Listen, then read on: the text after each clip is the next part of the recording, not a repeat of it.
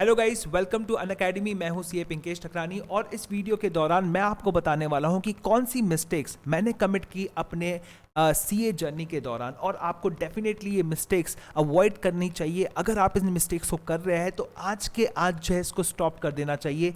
किसी की मिस्टेक से सीखना भी एक बहुत अच्छी बात होती है, क्योंकि अगर आप मिस्टेक बाद में रियलाइज़ करते हैं तब तक आपको बहुत ज़्यादा नुकसान हो चुका रहता है।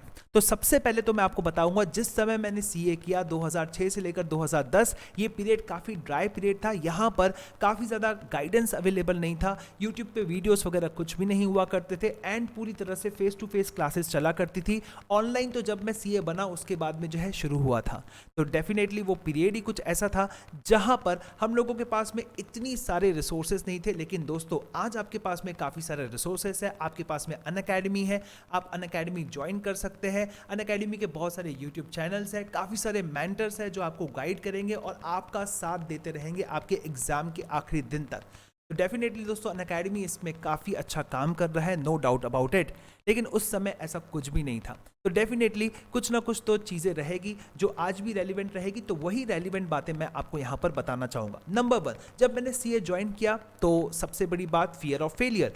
ये इतना ज़्यादा हुआ बना हुआ था कि सीए बहुत ही कठिन कोर्स है, इसके अंदर में तो 5% 10% लोग ही निकलते हैं। सीए बनना बहुत ही मुश्किल है, काफ़ी अटेम्प्ट लग जाते हैं इसके अंदर में। कई लोगों ने तो अच्छी अच्छी बातें भी बताई थी। उन्होंने तो ये कहा था कि 1.5 से सीए बनोगे तो ज़्यादा अच्छे सीए बनोगे। इस तरह की बातें जो है चला करती थी एंड ये फियर ऑफ फेल्यूर जो है कहीं ना कहीं हमको परेशान करता था। मुझे खासकर ये परेशान करता था, क्योंकि जब मैं पढ़ाई करने के लिए बैठता था तो हमेशा एक तरह का स्ट्रेस रहता था, एक तरह की चिंता रहती थी कि अरे पास होगा कि नहीं होगा, और सिर पकड़ के मैं पढ़ाई करता था। मेरा एक और फ्रेंड था, वो भी सिर पकड़ के पढ़ाई करता था। मेरी एक बहुत अच्छी फ्रेंड थी, वो भी सिर पकड़ के पढ़ाई करती थी। हम तीनों चारों जो है हमेशा इसी डाउट में रहते थे कि हम पास हो पाएंगे कि नहीं हो पाएंगे। एंड फाउंडेशन का जब रिजल्ट आया, यानी उस समय सीपीटी हुआ करता था, जब रिजल्ट आया तो result was really very good, उससे कॉन्फिडेंस बढ़ा। जब इंटर का रिजल्ट आया उसके अंदर में भी फर्स्ट ग्रुप सेकंड ग्रुप दोनों ग्रुप मैंने साथ में दिए, दोनों साथ में मैंने पास किए, कॉन्फिडेंस काफ़ी बढ़ा। तब मुझे ऐसा समझा कि जितना ज़्यादा हुआ बनाया गया है उतना ज़्यादा हुआ नहीं है। अगर आप कंसिस्टेंट रहते हैं उसके प्रति, अगर आप लोग जो है चीज़ें करते रहते हैं अच्छी तरीके से, तो डेफिनेटली जो है आप सीए क्रैक कर सकते हो। और कहीं ना कहीं मुझे ऐसा लगता है कि because of this fear of failure, because of the very much stress, और हम ये कह सकते हैं कि चिंता भाव, इसकी वजह से ये हुआ कि शायद रैंक कहीं ना कहीं जो है मेरा नहीं आ पाया सीए जर्नी के दौरान। सीए फाइनल में मैं इस फियर से थोड़ा सा बाहर निकला एंड अच्छा करने की कोशिश की। लेकिन अगेन आखिरी में जो है फिर वही बात आई कि भाई थोड़ा ना थोड़ा जो है डाउट गया माइंड के अंदर में कि शायद क्लियर नहीं होगा, एंड उसकी वजह से जो है मैंने वहाँ पर जो है रैंक स्कोर नहीं किया और एक एक ग्रुप करके मैंने सीए फाइनल को अटेम्प्ट में क्लियर किया एंड इसके साथ में 22 ईयर्स की एज में सीए बन गया। लेकिन कहीं ना कहीं मुझे ऐसा लगता है कि अगर वो फियर नहीं रहता था या फिर मैं उस फियर को जो है कॉन्फिडेंस में बदल पाता था तो ये अच्छा हो जाता। वैसे कॉन्फिडेंस में चीज़ों को बदलने के लिए क्या करना चाहिए, तो आपको जो है सही डायरेक्शन चाहिए, उसके लिए सही मेंटरशिप चाहिए, आपको सही गाइडेंस चाहिए। आपको जो है उन लोगों से बात करनी है जो ऑलरेडी इस फील्ड के अंदर में सक्सेसफुल है। वो आपके भाई बंधु हो सकते हैं, वो हो सकते हैं रैंकर्स, या फिर वो हो सकते हैं जो एस्टेब्लिश चार्टर्ड अकाउंटेंट है। एंड ट्रस्ट मी, जो चार्टर्ड अकाउंटेंट्स काफ़ी सारे अटेम्प्ट के बाद में सीए बने हैं, उनसे भी आप गाइडेंस ले सकते हैं अगर वो अच्छा काम कर रहे हैं अपने प्रोफेशन के अंदर में, क्योंकि उनके पास कुछ ऐसी टेक्निक्स होती है, ऐसा थॉट प्रोसेस होता है जिसकी वजह से आप लोगों को बहुत बेनिफिट मिल सकता है। तो इंटरैक्ट करना बहुत ज़रूरी है। सेकेंड, इसी से कनेक्टेड चीज़ है कि during the CA journey I was not passionate enough. मैं इतना पैशनेट नहीं था, यार मुझे तो सीए बनना ही है, मुझे तो सीए करना ही है। सीए के पहले क्या होता है, सीए के बाद में क्या होता है, सीए के दौरान क्या होता है, किस तरह की प्रॉब्लम्स है, लाइफ कैसी होती है सीए की, सीए करने की क्या रिस्क है, क्या सैलरी पैकेज मिलता है, आगे चल के क्या हो सकता है, कितनी ऊपर तक हम जा सकते हैं, मोस्ट सक्सेसफुल चार्टर्ड अकाउंटेंट्स कौन है। ये सभी चीज़ें मैं बिल्कुल भी रिसर्च नहीं करता था। मैं अपनी दुनिया में मस्त था। मैं जो रोज़ अपना ट्यूशन जाता था, देन ट्यूशन के बाद में घर आता था, थोड़ा बहुत पढ़ता था, और पढ़ाई में भी मैं कुछ खास नहीं करता था, मामूली सा रिवीजन करता था, जो सब्जेक्ट्स मुझे पसंद आते थे, that's it. And I was not much passionate about studies. और इसके चक्कर में ये हुआ कि मुझे क्लियर कट जो है करियर में क्या क्या हो सकता है, क्या क्या मिल सकता है, उसके बारे में जानकारी नहीं थी। जब मैं सीए क्लियर किया तब मैंने देखा दुनिया को कि सीए बनने के बाद कोई कुछ टैक्स की प्रैक्टिस कर रहा है, तो कोई इंसान जो है अपना फाइनेंशियल कंसल्टेंसी शुरू कर दिया है, तो किसी ने जॉब में बहुत अच्छा किया है। They knew that they what they wanted to do. And ये क्लैरिटी आपको तब मिलेगी जब आप सीए के बारे में सब कुछ जानना, नॉलेज गेन करने की जो है कोशिश करेंगे। कई स्टूडेंट सिर्फ पढ़ाई में ही लगे रहते हैं, वो नॉलेज गेन करना, दुनिया में क्या चल रहा है, बाकी सीए लोग क्या कर रहे हैं, वो बिल्कुल भी नहीं देखते हैं। और यहाँ पर बिकॉज ऑफ दैट कहीं ना कहीं जो है उसी चीज़ के अंदर में घूमते रहने की वजह से जो है वो शायद अनसक्सेस भी हो जाते हैं। उनको सही तरह का मैग्नीट्यूड पता नहीं चलता है चार्टर्ड अकाउंटेंसी का। एंड ये जो है सबसे बड़ी मिस्टेक रही कि मैंने किसी मेंटर को फॉलो नहीं किया, बिकॉज मैंने कभी सोचा ही नहीं कि इतनी पैशन के साथ में जो है इस सीए को कोर्स को भी करना चाहिए। थर्ड चीज़ जो मैंने सबसे बड़ी मिस्टेक की और मैं आज भी पछताता हूँ, वो कि मैंने टेस्ट सीरीज ज्वाइन नहीं की। यस, आपको थोड़ा अटपटा लगा होगा इस चीज़ को सुनकर, क्योंकि आप तो बहुत ज़्यादा टेस्ट देते हो अनअकैडमी पर, जैसे कि पोल्स वगैरह आते हैं, तो उसके आप एक्साइटिंगली जो है पोल को आंसर करते हो। आपका फोकस रहता है कि कैसे भी करके हम लीडरशिप बोर्ड के अंदर में टॉप 3 के अंदर में आए।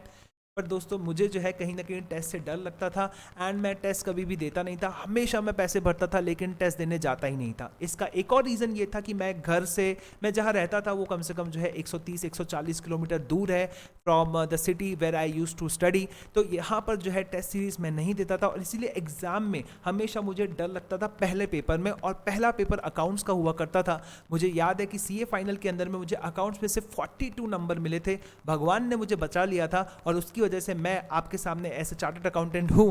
तो दोस्तों टेस्ट सीरीज जरूर दीजिए, उसको बिल्कुल भी अवॉइड मत कीजिए।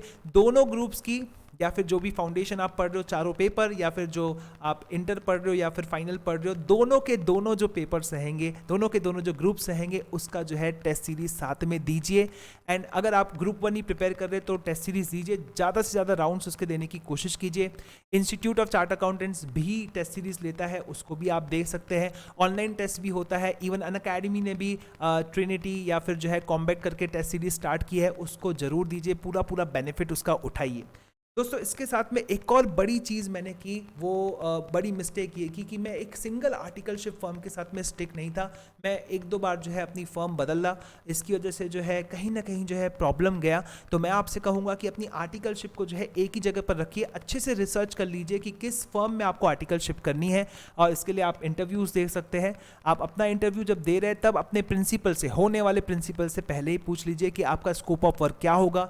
वहाँ पर जो एग्जिस्टिंग आर्टिकल्स है उनसे भी बात कर लीजिए, पूरी तरह से गाइडेंस ले लीजिए। उसके बाद में एक आर्टिकलशिप आप जहाँ पर स्टार्ट करते हैं वहीं पर 3 साल कंटिन्यू करने की कोशिश कीजिए। मेरे साथ में ये बहुत बड़ा प्रॉब्लम गया, क्योंकि यहाँ पर जो है जहाँ पर मैंने आर्टिकलशिप की वहाँ से संतोष नहीं मिला, तो मैंने दूसरी जगह पर स्विच किया, एंड इसकी वजह से जो है दिक्कतें गई। और लास्ट चीज़ मैं आपको बता देता हूँ दोस्तों, ये बहुत बड़ी मिस्टेक्स है, आप में से कई सारे स्टूडेंट्स अभी भी कर रहे होंगे, वो ये कि एक ही सब्जेक्ट के लिए मल्टीपल बुक्स रेफर करते हैं। और अगर आप मल्टीपल बुक्स रेफर करते हैं तो ऐसे केस के अंदर में प्रॉब्लम बढ़ जाता है। कोई भी एक टेक्स्ट बुक, कोई भी स्टैंडर्ड बुक आप ले लीजिए, क्योंकि उसके अंदर में ज़्यादा से ज़्यादा कितना सिलेबस नहीं कवर किया होगा, 2%, 4%, 5% सिलेबस कवर नहीं किया होगा। लेकिन आप ये बताइए कि आप 95% सिलेबस भी पूरा पढ़ पाते, या फिर पूरा समझ पाते, या फिर पूरा रिटेन कर पाते? It's not possible. अगर 95% सिलेबस में से आप 5% अपनी तरफ से भी छोड़ते हैं, तो किसी भी बुक से आप लोग 90% प्रिपेयर कर सकते हैं। तो एक ही बुक को जो है सहारा बना के चलिए, आखिरी तक सहारा बना के चलिए।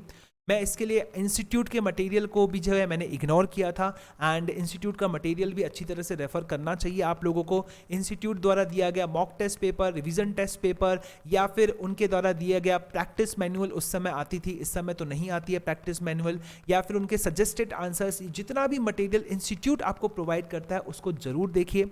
सीए फाइनल में डायरेक्ट टैक्सेस के पेपर के अंदर मुझे 55 नंबर आए थे, और मैंने उस समय 16 नंबर का क्वेश्चंस अटेंड नहीं किया था। रीज़न इसका था कि मैंने इंस्टीट्यूट की केस लॉ वाली स्टडी बुक को नहीं पढ़ा था। मैंने सोचा कि मेरे पास में जो बुक है उसके अंदर में सब कुछ कवर्ड है, मेरे को अलग से कुछ भी पढ़ने की ज़रूरत नहीं है, और ये एक बहुत बड़ी गलती हो गई मेरे से। और इस गलती की वजह से वहाँ पर मुझे एग्जाम्शन नहीं मिला, और हो सकता था कि मेरी एग्जाम्स में जो टोटल नंबर्स रहते वो काफ़ी अच्छे आते थे। तो इंस्टीट्यूट ने जो भी मटेरियल आपको दिया है, जब इंस्टीट्यूट कोई भी मटेरियल पब्लिश करता है, अमेंडमेंट मटेरियल हो या फिर रिवीजन मटेरियल हो, उसे आपको बिल्कुल देखना चाहिए, उसको बिल्कुल भी अवॉइड नहीं करना चाहिए।